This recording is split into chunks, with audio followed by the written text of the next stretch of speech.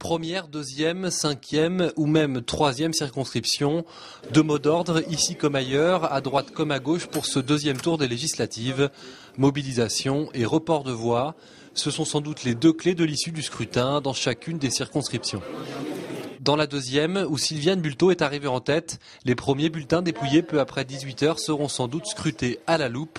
Face à la poussée de la gauche, le sortant Dominique Caillot a un objectif, condition sine qua non pour espérer rattraper son retard.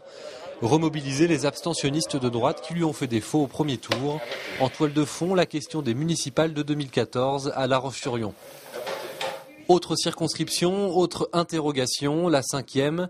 Ici, le maire PS de Fontenay-le-Comte, Hugues Fourage, est sorti en tête au premier tour, mais la droite était divisée. La donne est plus claire aujourd'hui et l'UMP Joël Sarlot parie maintenant sur le report des voix de la droite et du centre, notamment celles qui se sont portées sur Dominique Souchet.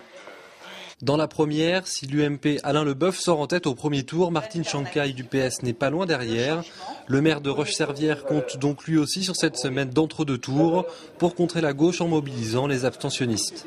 Enfin, la troisième circonscription restera quoi qu'il arrive ancrée à droite, puisqu'elle verra s'opposer le divers droite Yannick Moreau au député sortant l'UMP Louis Guédon, lequel sort largement en tête de ce premier tour.